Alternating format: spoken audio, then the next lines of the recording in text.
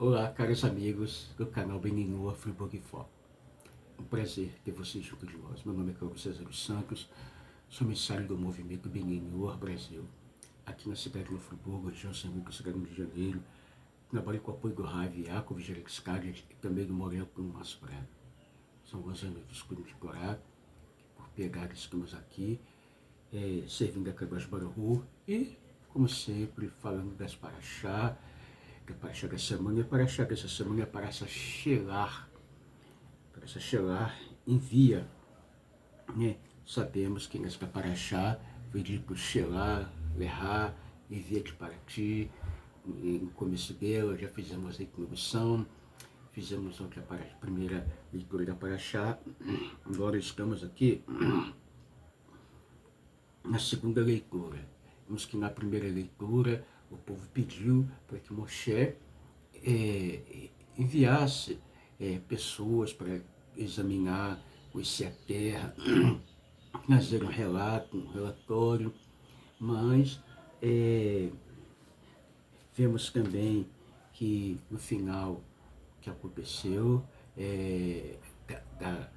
da primeira aliá, Moshe separou os 12 príncipes, pessoas distintas, 12 líderes, também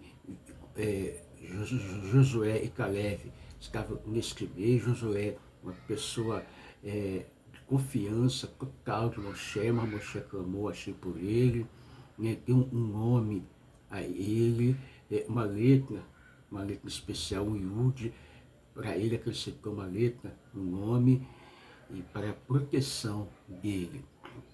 E hoje, aquilo que os espiões já tentavam, porque, gente, achei que aqui nós nos envolvemos com esse mundo físico, que aqui nós trabalhamos nesse mundo físico, e alguns espiões, eles não queriam estar na terra para trabalhar, eles queriam ficar no deserto, provando do maná, que era totalmente sem esforço físico, né? Eles queriam a água também, então tudo ali estava com muita facilidade, sem esforço físico, e eles queriam aquela condição. Já tinham visto, mas não perceberam o que tinha acontecido a Miriam, perceberam, estava perto, colado uma da outra, e eles difamaram a terra, fizeram muito relatório não tão perfeito. Vamos ver aqui na leitura. Segunda leitura, Números 13, 21. Então eles subiram, inspecionaram a terra, viajando para o oeste, ao longo de sua fronteira sul, desde o deserto de Tsim, que fica no oeste, no sudoeste, e depois vieram para o norte, e viajaram ao longo da costa até Rehov, até alcançar o caminho da para Ramat. E quando subiu pelo sul, Caleb chegou sozinho a Hebron, a fim de visitar os túmulos patriarcas e pedir-lhes que invocassem a misericórdia de Deus, para que ele não fosse persuadido a inspecionar a terra como planejavam os outros. Ahimã, Sheshai e Talmai, filhos do gigante, que estavam ali. Ora, Hebron era uma área rochosa, a região menos arável da terra de Israel, por isso era usada como terreno para sepulcros. Mesmo assim, seu solo era de qualidade tão boa que ela era edificada e abastecida com tudo de bom. 7 vezes mais, gente, 7 vezes mais que Kissuã, o melhor lugar do Egito, que possui o melhor solo do mundo. Daí se depreende quão excelente era a terra de Israel. A gente vai ajeitar aqui um pouquinho, quão excelente era a terra de Israel. Vamos lá. Os espias chegaram ao vale de Escol e cortaram o ramo com cacho de uvas. O cacho era tão grande que 8 deles o carregavam sobre 2 varas. E os 2 tomaram uma das romãs e figos. E dos figos, as romãs e os figos eram tão grandes que cada um só podia carregar um. E Joshua e Caleb não carregaram nada, porque a essa altura estava claro que os demais haviam tirado conclusões de suas observações, suas intenções que tinham tornado mais. É verdade que Moshe ordenou que todos eles tomasse do fruto da terra, mas Yehoshua e Caleb sabia que a intenção de Moshe não era que voltassem com frutos para sustentar falsas conclusões. Chamaram aquele lugar de Vale de Escol Cacho por causa do gigantesco cacho de uvas que os espiões israelitas cortaram ali. Prevendo que o povo precisava de um ano para retificar cada dia que os espiões passassem examinando a terra, Deus os fez viajar com miraculosa rapidez. Regressaram de observar a terra ao fim de apenas 40 dias, demorando só um quarto do tempo que normalmente se levaria para observá-lo. Isso foi em 8 de Ave, tá, gente? Suas intenções que se haviam tornado mais, quando eles foram assim, permaneceram quando eles voltaram a Moshe e Arão e a toda a comunidade dos israelitas em Ritmá, que foi em Cades Barneia, no deserto de Pará. Trouxeram um informe a Moisés e Arão e a toda a comunidade, mostrando o fruto da terra, para parecerem objetivos, começarem por elogiar a terra. Dirigiram-se a Moshe e disseram: chegamos à terra que nos enviaste. Eu realmente mando leite e mel, e tâmaras e figos. E este é o seu fruto. Porém, assim como o fruto da terra é extraordinariamente grande, o povo que habita na terra é extremamente forte. As cidades são fortificadas, extremamente grandes, suspensas no céu. Até vimos ali Ahimã, Sheshai, Talmai, os filhos dos gigantes. Portanto, é impossível conquistar a terra por meios naturais. E Deus não nos ajudará de modo sobrenatural, porque ao duvidarmos de sua proteção, nós a perdemos. Os amalequitas que nos atacaram, quando duvidamos anteriormente da proteção divina, habitam na terra do sul, prontos para tornar a investir contra nós. Além disso, ainda que possamos estar certos de que ele lutará por nós dentro da terra, os hititas, os jebuseus, os amoritas habitam na região montosa, os cananitas habitam no litoral e na orla do Jordão, de maneira que a terra está cercada de nações hostis. Não há garantia de que Deus virá em nosso auxílio fora da terra. Caleb viu que os outros espiões estavam fazendo o povo virasse contra Moshe, silenciou o povo para poder falar sobre Moshe. Não foi só isso que Moshe nos fez. Caleb assim prosseguiu. Os espiões disseram que é impossível vencer os habitantes da terra por meios naturais, mas Deus não guerreou por nós sobrenaturalmente. Quando Moshe abriu o mar, os espiões afirmaram que mesmo que Deus lute por nós dentro da terra, não há garantia de que ele nos ajudará a derrotar as nações hostis que quiserem impedir-nos de entrar nela.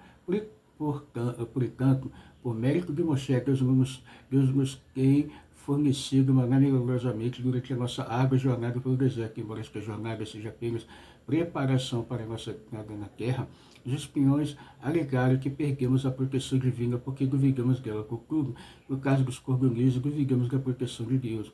E ele a deu mesmo assim. Caleb não precisou referir-se à asserção dos espiões em que as cidades eram suspensas nos céus, visto que, obviamente, tratava-se de um exagero retórico. Tendo refutado seus argumentos, ele concluiu: certamente podemos até subir ao céu por escadas e apossar-nos dele, se Moshe nos mandar fazê-los, pois ele nos diz que somos capazes de superar uma barreira. Realmente, ao superarmos, por mais difícil que pareça, mas os homens que tinham subido com ele disseram a resposta: que diferença faz se Deus está do nosso lado? Não podemos ir contra esse povo, pois ele é mais forte do que ele. O próprio Deus não é capaz de vencê-lo. Olha que arrogância, que blasfêmia do Deus Todo-Poderoso, o Deus que criou todas as coisas, o Deus único, Deus que além dele não há nada e que tudo está dentro dele, só a ele pertence o poder, a força, tudo. Então foi uma arrogância muito grande aqui por parte dos espiões. Mas, por detrás disso tudo, havia algo que eles queriam, né? Nós sabemos, e vamos continuar conversando. Não podemos ir contra esse povo, pois é mais forte do que ele, o próprio Deus não é capaz de vencer, foi o que eles falaram. Para provar essa ideia, apresentaram os israelitas um mau relato sobre a terra que haviam inspecionado, dizendo: a terra pela qual viajamos para inspecionar uma terra que consome seus habitantes. Anualmente, em todo lugar a que íamos, estavam enterrando os seus mortos. Na verdade, Deus providenciara isso para que a população local não notasse a presença dos espiões. Porém, em vez de reconhecer que se tratava de providência divina, os espiões interpretaram esse fato negativamente. Prosseguiram: todo o povo que vimos nela somos de tamanho normalmente grande. E vimos não só gigantes mortais que mencionamos antes, mas também gigantes sobrenaturais, né? Anjos caídos. Caídos, né, caídos na forma de falar, porque eles, quando desceram aqui para a Terra, gente, eles desceram de nível espiritual, se materializaram. Então isso é uma queda, né? Você vir do mundo superior para ficar nesse mundo, você se materializar é uma grande queda. E a pior de todas as quedas foi que eles erraram com mulheres, né? Eles agrediram, né, mulheres e fizeram tudo o que tinham que fazer de errado, pior do que todos os homens que tinham na época.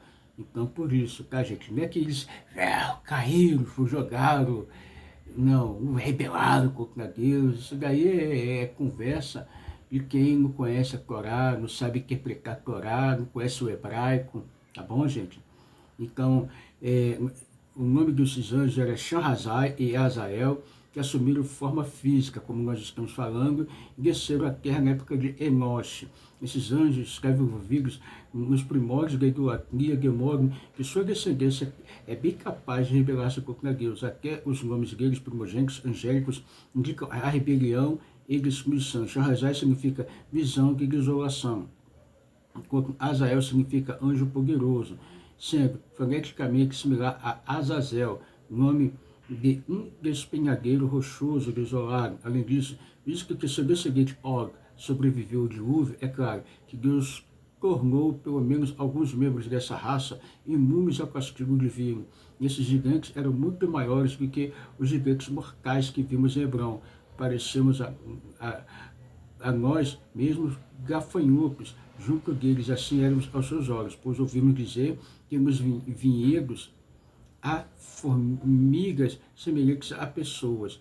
Ao escutar que seria necessário poder sobrenatural para os seus habitantes da terra, o povo não acreditou que Deus manifestaria tal poder. Toda a congregação de juízes, 70 anciãos, ergueu suas vozes e gritou, e o povo chorou. Naquela noite, a 9 de Ave, todos os israelitas, exceto a tribo de Levi, queixaram-se contra Moshe. E Arão, toda a congregação dos juízes, lhe disse: quem nos dera que tivesse morrido no Egito, ou quem nos dera que tivesse morrido nesse deserto.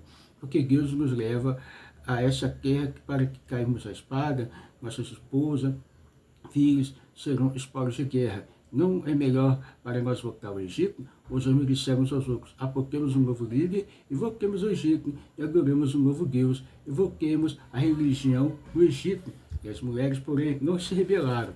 Moshe e Arão caíram sobre seus rostos diante de toda a comunidade dos israelitas, suplicando-os que não se rebelassem.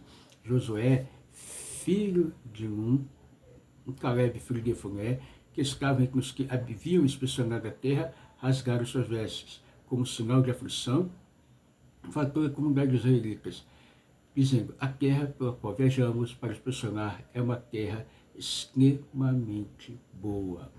Então, gente, nós estamos vendo aqui a leitura, segunda leitura da Parashá, como eles, os homens, né, Anaxins, primeiro homem, depois passaram a ser espiões, né, trazendo relatos que não eram tão bons, né, não eram corretos, fizeram erros de avaliação, quiseram ter seu próprio ponto de vista da maneira que eles queriam, porque eles tinham um objetivo deles. Então, gente, vamos chegar passo a passo a cada verso que nós lemos aqui, né, gente, a cada verso, porque nós lemos aqui do 13, né, nós lemos no capítulo 13, versículo 21, até o 14, 7.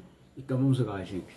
Aqui tem muitas coisas para nós falarmos desta Parashá, acerca de alguns livros que estamos aqui na nossa mão. Então vamos passar logo esses conhecimentos, aquilo que nós temos adquirido. Na Parashá passada, o que acontece? Foi um pouquinho do 20, para nós entrarmos no que temos que entrar aqui.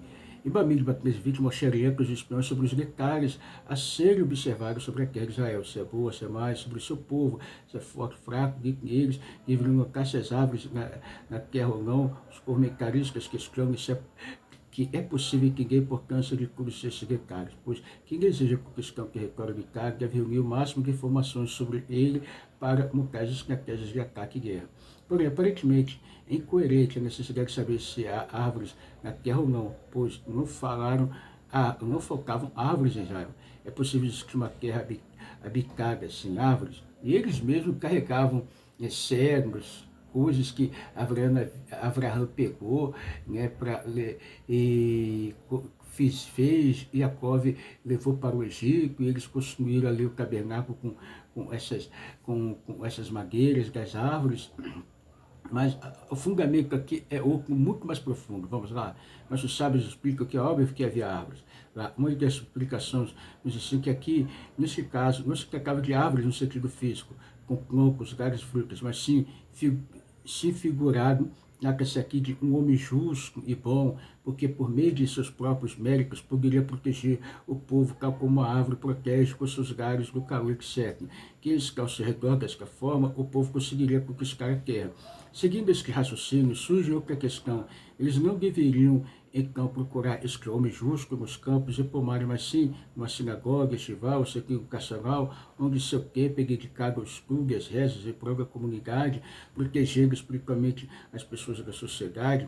A explicação é que se trata de um homem cuja influência e ensinamentos atingia até as pessoas que estavam nas cidades, ruas, campos, pomares, lugares afastados, incluindo os indivíduos mais simples. O verdadeiro líder justo não pensa apenas em si, não fica na sinagoga o tempo todo. Ele dedica seu tempo ao povo, educando, ensinando em qualquer lugar, sendo humano, aproximando, influenciando as pessoas mais afastadas, descendo ao seu nível para lhe ensinar as mitzvot e mostrar a beleza da Torá e o judaísmo. Aqui tem vários comentaristas nessa explicação, tá, gente? Rashi, Kliakar e assim por diante, passando essa explicação para nós. Nossos sábios escreveram que esse homem justo e bom para proteger o povo, mencionando anteriormente, era Iov, Jó, nada menos do que Jó. Por isso, em Bamidbar 4:9, quando Josué e Caleb tentaram acalmar o povo, eles disseram: Saxilam mealeem. Retirou-se o seu amparo de sobre eles, pois Iov já havia falecido, e era o amparo deles, os habitantes da terra de Israel, a serem conquistados. E era um homem que os protegia através de seus próprios méritos. E Josué e Caleb acalmaram o povo, mostrando a possibilidade de o povo de Israel vencer, já que agora eles poderiam derrotar os habitantes do lugar, conquistando a terra de Israel, pois o Eterno estava com eles e não deveriam temer. 14:9. Podemos encontrar algumas alusões que falam a guimatinha da palavra que se lança ao paro, chama-se 60, mesmo de ex-árvore, e Iov morava na cidade de Ux, livro de Iov 1:1, que possui as mesmas letras de Ex. Então, vemos aqui os comentários de Rashi, como já falamos, outros comentários que Kliakar da Torá, tá, gente? A guimatinha da palavra Leamirra, para o seu povo, também chama-se 60, pois esse justo protegeu seu povo através de seus próprios méritos.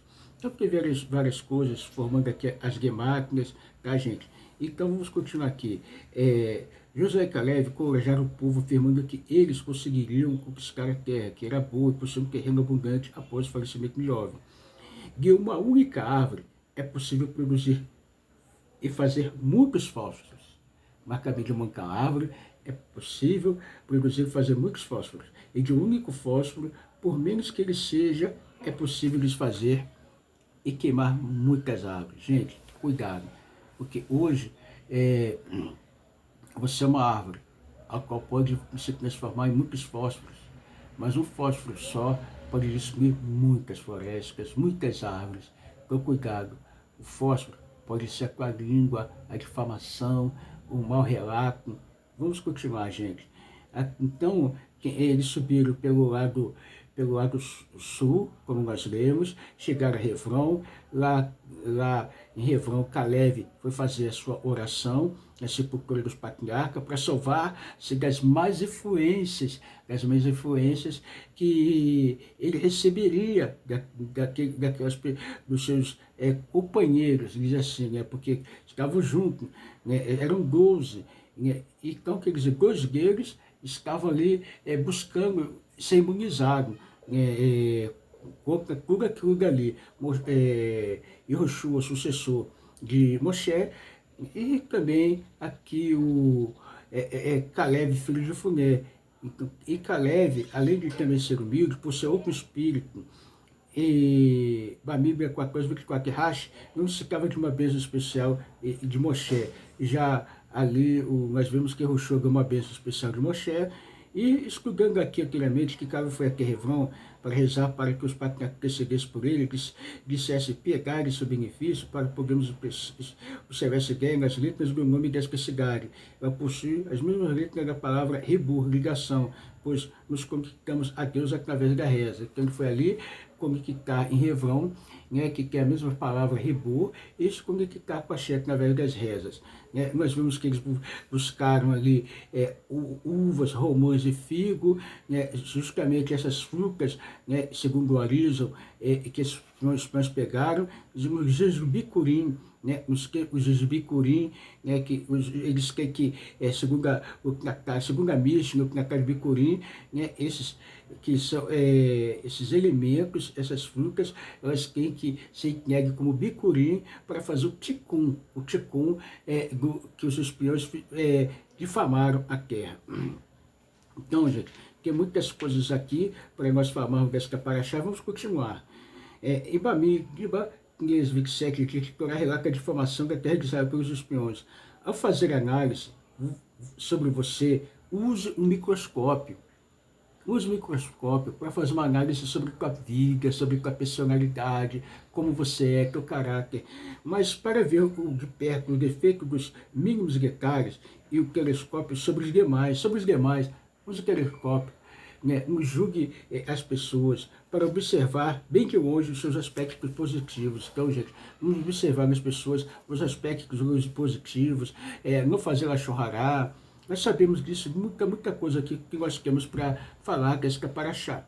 Então, em Bamidbar 27, estudamos que os espiões colocaram Moshe que era a terra que emanava leite e mel, e na sequência, mostraram os frutos caseiros, elogiando, e foi assim que eles iniciaram o relato da sua missão.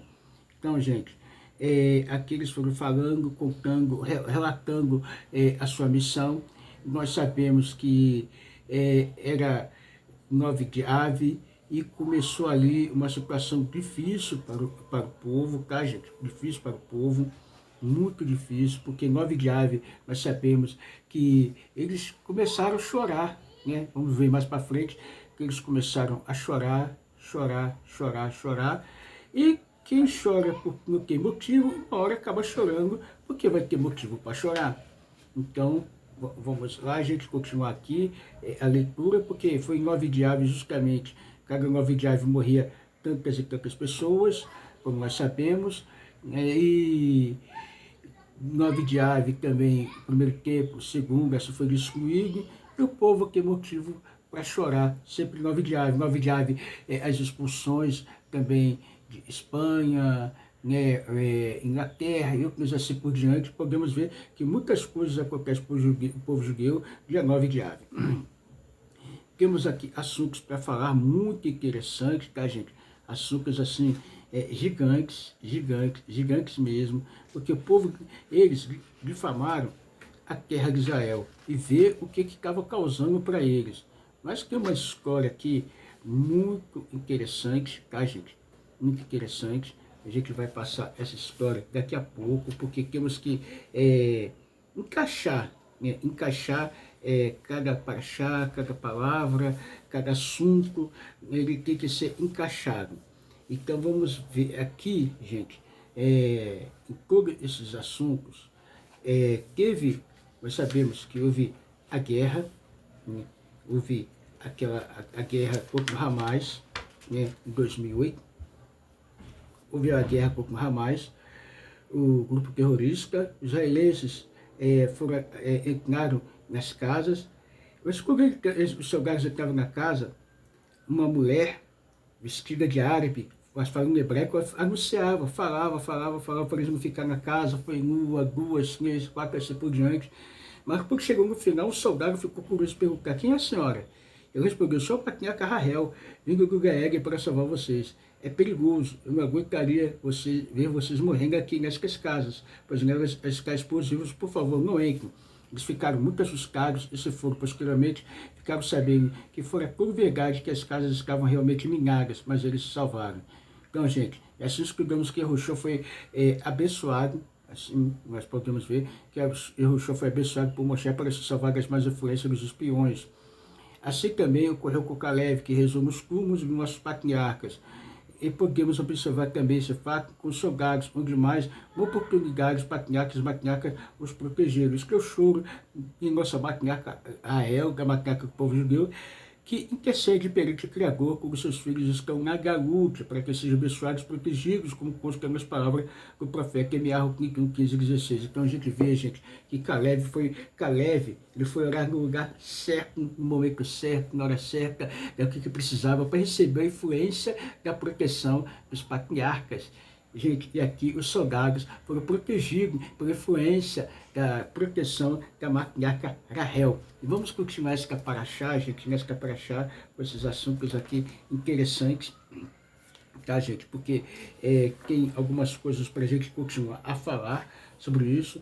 Eles carregaram frutas, 8 homens carregaram frutas dela, figo, eu que carregou romã, Yahushua, Caleb não levaram nada, pois toda a intenção dos outros era falar mal sobre a terra, que assim como suas frutas eram extraordinárias, assim também o seu povo era. O Talmud conta que Yahushua e Caleb eram homens importantes, e seria apropriado que eles carregassem o fardo, até que só está 4 no ar, mas o Rashi já fala de outra forma. E vamos ver aqui como, onde chega essa conclusão, né? Onde chega essa conclusão de todos eles. Então, podemos dizer assim, gente, porque os louvaram a terra. Qualquer mentira que não começa sendo dita um pouquinho, na verdade, não pode ser sustentada no final. O marchar, a mentira deles foi a declaração no final do versículo 27, que esses são os frutos, pois um dos motivos principais da sua missão era avaliar se a terra era fértil, capaz de sustentar a nação. Como já disse em suas instruções, como o solo é fértil e estéril. Assim, ao afirmar que esse fruto, ao exibir uma simples amostra de uvas, romãs e figos, os espíritos que indicando que a produção principal de trigo, cevada, que sustenta a pessoa, faltava a terra. Isso que foi a mentira deles. Rigushei, Agagut, Sotato 35a. Bom, e com relação ao fruto da terra, gente, podemos dizer assim, numa condição aqui, sobre todo esse final, todo esse desfecho, que podemos dizer aqui, sobre tudo isso que está sendo falado aqui, a explicação, a fim de resolver os problemas, os assuntos que foram citados aqui. Esse é o comentário para o versículo 23, o Rashi escreve que Yahushua e Caleb não se juntaram os espiões para fazer nas frutas da terra, porque toda a intenção dos outros era falar sobre a terra, que assim como seus frutos são extraordinários, também seu povo é extraordinário. No entanto, isso suscita que os espiões foram ordenados explicitamente por Moshe, que seja corajoso que tragam os frutos da terra. Assim como poderiam Yahushua e Caleb executarem as instruções de Moshe, só porque suspeitavam que seus colegas cometeriam a traição. Observamos que ali Caleb e Yahushua observaram que a intenção deles não eram boas, não eram adequadas, e eles se abscreveram dessa condição. E aqui, gente, vamos dizer aqui, nessa passagem de Caleb, por onde andou, por onde passou, né, o que aconteceu, como Caleb se levantou e silenciou parte do povo, né, como silenciou parte do povo. Então vamos aqui, Caleb silenciou a parte do povo, porque o povo silenciou, Moshe pediu aos espiões para coletar informações, e ele foi falando ali, e como Caleb se protegeu da influência dos espiões, então nós vimos que como Caleb, porque ele se protegeu diante dos túmulos patriarcas, então ele se protegeu diante daquela má influência que aqueles espiões tinham. Baruch Hashem. Então, Caleb apresentou as defesas que eram necessárias apresentar. E aqui dentro dessa paraxá, gente, eles falaram coisas que eram intrigantes. As faíscas de Hassidut traz assim: como é possível que uma geração que testemunhou inúmeros milagres revelados de Deus, o êxodo do Egito, a abertura do Mar Vermelho, o maná do deserto, só para exemplificar alguns que tenham sido ludibriados pelos espiões, que nós não podemos ir contra os povos, pois eles são mais fortes do que nós? Como a fé deles se desfez assim tão rapidamente? O pensamento racídico explica que os espiões sofriam de uma lógica binária. Eles acreditavam em Deus e no poder da intervenção divina, com fé perfeita, mas eles entendiam que a vida era seguida também pelas leis da natureza, ou se Deus assim desejasse, pela intervenção divina. Eles não conseguiam conceber um cenário onde a providência sobrenatural de Deus se estendesse através do véu da natureza. Desde a época em que Moshe anunciou pela primeira vez o êxodo do Egito, até mesmo quando o povo estava para entrar na terra de Israel, Deus os guiara com uma série de milagres abertos. Mas os espiões argumentaram que quando o povo judeu se estabelecesse na terra, esses milagres cessariam, o maná não mais cairia, o poço de milho não mais jorraria água, como ocorreu de fato, significando que o povo judeu seria forçado a buscar seu sustento através de meios naturais. Então os espiões argumentaram: eles não teriam mais utilidade, pois os milagres de Deus somente provaram que ele pode prover assistência quebrando a lei da natureza. Eles não tinham nenhuma evidência de que a providência de Deus poderia se estender dentro da natureza. Assim eles concluíram que esta era uma terra que consome seus habitantes, como querendo dizer, quando nós nos ocupamos em elfos, que através de meios naturais, nossa habilidade de viver uma vida dedicada a Deus será totalmente consumida para provar este ponto. Eles citaram o caso dos Nefilim, gigantes, e que eram anjos e conquistavam em um ambiente conduzidos pela espiritualidade dos céus, mas corromperam imediatamente, tão logo começaram a viver uma vida física na terra. E a culto citarem as coisas clássicas. E Joshua e Caleb corresponderam: se Deus nos deseja, ele nos dará para a terra, esta terra, 14:8. Deus não é restringido por nenhuma limitação, uma vez que ele deseja que façamos uma morada para ele neste mundo físico, através da observância da Torá e das mitzvot. Sua providência se estenderá a nós dentro das fronteiras da natureza. Deus nos ajudará dia após dia, não com milagres de sacudir a terra, mas com pequenos milagres que não quebrarão abertamente a ordem natural. Aqui, baseado no seu Rote, volume 4, página 1041, volume 28, página 91, 92, nas faíscas de Hassidut. E temos aqui, gente, a parte aqui que já estamos passando, esta paraxá, para o Hashem. Chegando aqui, vamos entrar agora dentro do livro A Sabedoria do Dia, do Rebbe de Lubavitch. E aqui dentro do livro Sabedoria do Dia fala assim: as armadilhas da vida espiritual. A terra que fomos explorar, a terra que somos habitantes. A orientação espiritual dos espiões era muito elevada, mas estava mal direcionada. Isso que precipitou seu erro. No deserto, o povo judeu gozava de proteção das nuvens de glória, alimentar-se do maná, da bebida, da fonte de milho, e todas as suas necessidades físicas. Se encontrava satisfeito. Ali ele dedicava todo o seu tempo ao estudo da Torá e oração. Os espiões rejeitavam a ideia de entrar no mundo real e ter que perder tempo trabalhando pelo pão de cada dia. Desejo viver uma vida dedicada somente a expandir nossa consciência divina, liberar das distrações materiais, sem dúvida, é algo digno de admiração. Esta visão que nos inspira ao longo da história, não sei pela era messiânica, na qual a materialidade do mundo não irá mais distorcer o nosso enfoque espiritual. Contudo, esse anseio deve ser equilibrado com humildade e submissão ao plano de Deus. No presente, o propósito da vida é viver dentro da realidade mundana e revelar a divindade oculta nela. O único modo de encontrar a essência de Deus é participando do mundo material e cumprindo seus mandamentos do mundo físico. Esse é o desejo de Hashem, que esse mundo físico seja transformado. E eles ali, eles não queriam isso. Eles não queriam viver uma vida física, uma vida material de trabalho, sangue, suor do rosto, mas queriam os milagres, ocupação, eles tinham até preocupação de perder seus cargos de liderança. Mas Hashem, ele sabe o que é melhor para todos nós, que possamos nos colocar para fazer a vontade de Deus, sem falar mal desse, daquele, mas acreditando que tudo que Hashem nos ordena é a vontade dele. Tudo de bom, até a próxima, já.